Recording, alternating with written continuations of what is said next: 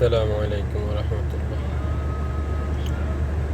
আচ্ছা, এক ভাই জানতে চেয়েছিল যে ভাই দাগ থেকে খুব সহজভাবে আমি কিভাবে মানে শতাংশ বের করব, বা আমি কিভাবে বুঝবো যে এই দাগে কতটুক জায়গা আছে। তো দেখেন, আমিনের পিছার দৌড়াদৌড়ি করা লাগবে না। আর একটা আমিনের কাছে যদি আপনি এগুলা জানতে চান বা আমিন আইনে মাপতে চান, তাহলে অনেক টাকা যায় গিয়ে। আর আজকাল তো আমিন 4-5 হাজার টাকার নিচে আসো না। তো আপনি খুব সহজে ঘরে বসে আপনার জায়গা আপনি নিজে বার করুন কত শতাংশ জমি আছে। তো দেখেন, একটা সহজ সহজ একটা জায়গা দেখাই। যে এই যে 180 নম্বরে যে দাগটা আছে আমার, এই যে এই দাগটা একটা 180 নম্বর। তো অনেকে মনে করবেন এখানে তো শুধু 80 লেখা, দেখেন জায়গা হয় না দেখা এই যে উপরে লেখা আছে 180, আর নিচে শুধু 80 লেখছে। এই কারণে যে এই জায়গাটা 180 লিখলে অনেক সময় পুরা ঘর আইসা পড়বে, এই কারণে খালি 80 দিছে। তো এইভাবে বুঝতে পারবেন। আর আশেপাশের যেই অনেক দাগের জায়গা আছে ওগুলো দেখলেও বুঝতে পারবেন। তা আমি আজকে এই যে 180 না, এটা 380 নম্বর এই দাগটার কতটুক জায়গা আছে, উত্তর বাহু কতটুক, দক্ষিণ বাহু কতটুক, পূর্ব বাহু কতটুক, পশ্চিম বাহু কতটুক, আমি আজকে এই ভিডিওতে দেখাবো খুব সহজে। যদি মনোযোগ দিয়ে ভিডিওটা দেখেন তো ইনশাল্লাহ শিখতে পারবেন বা বুঝতে পারবেন। অন্য কোনো আমিনের কাছে যাওয়া লাগবে না, আর কাউরে জিজ্ঞাসা করা লাগবে না।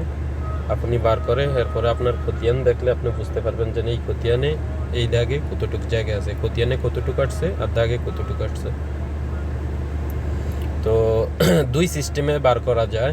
তো আমি আজকে দোনো সিস্টেম দেখাবো, যার থেকে যেটা ভালো লাগে, যার থেকে যেটা সহজ। তো প্রথমে আমি কি করব, একটা পলি লাইন টানবো।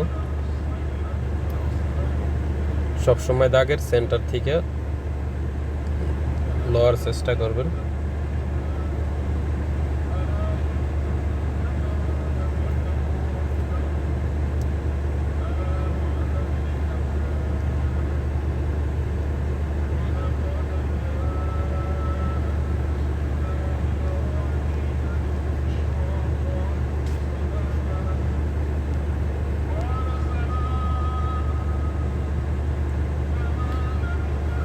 তো দেখেন, আমার এই দিক দিয়া দাগটা বেশি এদিকে আয়া পড়ছে। আমি চাইতেছি একটু সামনে নেওয়ার জন্য, দাগটা বেশি এদিকে আইয়া পড়ছে, সেন্টারে পড়ে নেই।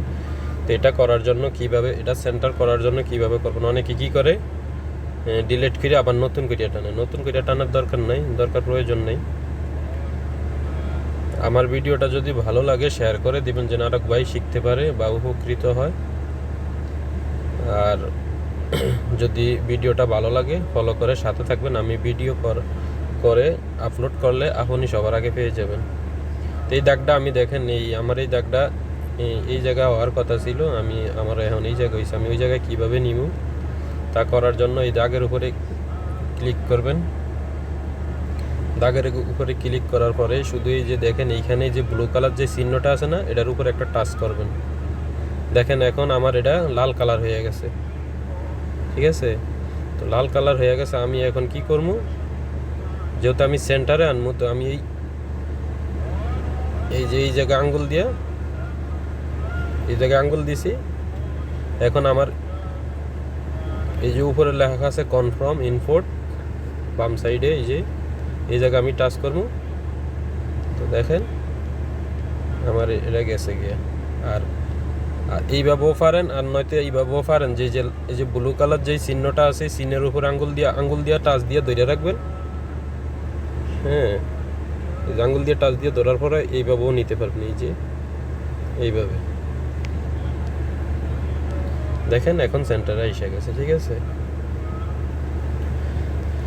তো আমার এখন দাগ টানা হয়েছে। তো আমি দেখবো আমার এই যে 380 নম্বর দাগে কতটুকু জায়গা আছে। তো দেখেন এইখানে দুই সিস্টেমে দেখা যায়। একটা হইলো আমি এই দাগের উপরে টাচ করলাম, এখন আমার পুরো দাগটা, আমার পলিলাইনটা পুরো সিলেক্ট হয়ে গেছে। এখন আমি কি করব, এই যে ডাইন সাইডে যে 3 ডট আছে, আমি 3 ডটে যাব। এইখানে গিয়ে আমি যাব প্রপার্টিজে যে সর্বপ্রথম উপরে যে ঘরটা আছে এটার ভিতরে টাচ করব। টাচ করলে আমি দেখব এখানে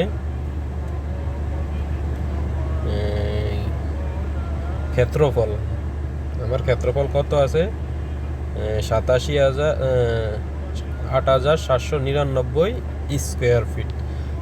হ্যাঁ, এই দেখেন এখন 87,99। তো এখন যদি আমি এই 87,99কে আমি যদি এই ভাগ দেই 435 দিয়া, তাহলে আমার এখানে কত দেখাইতে আছে 20 শতক 19 পয়েন্ট জায়গা।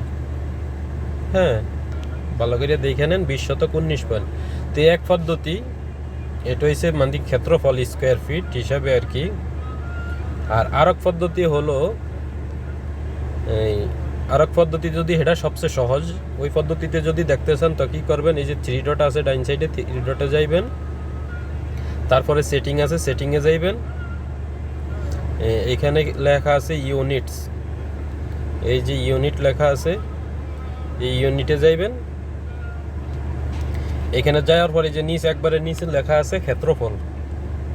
ঠিক আছে, এই যে এখানে দুইটা অপশন আছে, এই যে দুইটা অপশন, এই দুইটা অপশনের সর্বপ্রথমটা যেটা লেখা আছে টাইপ, এই টাইপের ভিতরে যাইয়া আমার দেখেন এখানে লেখা আছে স্কোয়ার ফিট। এখন আমি চাইতে আছি না আমি ডাইরেক্ট শতাংশ হিসাবে দেখব, তাইলে আমি কি করব, এই যে একর লেখা আছে, এই যে নিচেরটা দ্বিতীয় নম্বরটা, এই যে দ্বিতীয় নম্বরে একর লেখা আছে, আমি একরে টাচ করব, তারপরে এরপরে নিচেরটায় টাচ করব, এই যে এটা টাচ করার পরে এখানে আমি এই দিব এই 0.000, এই যে এটা মানে দশমিকের পরে 4টা শূন্য। ঠিক আছে, 4টা শূন্য দিতে পারেন বা 3টা শূন্য দিতে পারেন। তা আমি দিয়ে দিলাম 4টা শূন্য। এখন আমি দেওয়ার পরে এখন কি করব, আমি বেরিয়ে যাব। এখন আমি আবার গিয়ে কি করব, এই যে আমার যে পলিলাইন টানছি পলিলাইনের উপরে টাচ করব, টাচ করে আবার এই যে ডাইন সাইডের উপরে যে 3 ডট আছে, এই যে ডাইন সাইডে যে 3 ডট আছে এই জায়গায় টাচ করব। এরপরে উপরে সর্বপ্রথম যেটা আছে প্রপার্টিজ, এটার ভিতরে যাব। এটার ভিতরে যাওয়া আমার যে ক্ষেত্রফল দেখেন এখানে আসছে কত 20 তার মানে কি আমার 20 শতক 20 পয়েন্ট, 20 শতক 20 পয়েন্ট জায়গা আছে, মানে 0 একর 2020। ঠিক আছে, তার মানে 20 শতক 20 পয়েন্ট জায়গা আছে। এটা হচ্ছে ডাইরেক্ট ক্ষেত্রফল শতক হিসাবে আর কি। আর স্কোয়ার ফিট হিসাবে যদি দেখতে চান ঠিক ওই রকমভাবে আবার সেটিংয়ে যাইবেন, ওইখানে যাইয়া স্কোয়ার ফিটে দিবেন। এরপরে এইখানে যখন যেই ক্ষেত্রফল আসবে এটারে ক্যালকুলেটরে গিয়া সংখ্যাটা উঠে ভাগ দিবেন 435 দিয়ে, তারপরে আপনার এই জমির ক্ষেত্রফল বাড়িয়ে যাবে। ঠিক আছে, তো এই হলো সহজ পদ্ধতিতে জায়গা বার করার। আর পরবর্তী ভিডিওতে দেখব যে এই জমির উত্তর বাহু, দক্ষিণ বাহু ও পূর্ব পশ্চিম বাহু কতটুকু আছে, এটা কিভাবে বের করা যায় খুব সহজেই এক ক্লিকে। তা পরবর্তীতে ভিডিওতে দেখবো ইনশাআল্লাহ। তো আজকের ভিডিও এই পর্যন্ত। ভিডিওটা যদি ভালো লাগে শেয়ার করে দিবেন, আরেকজনকে দেখার সুযোগ করে দিবেন, আর ফলো দিয়ে সাথে থাকবেন, যে পরবর্তীতে আমি ভিডিও করলে সবার আগে আপনি ভিডিও পেয়ে যাবেন ইনশাআল্লাহ। ওকে, আসসালামু আলাইকুম রহমতুল্লাহ।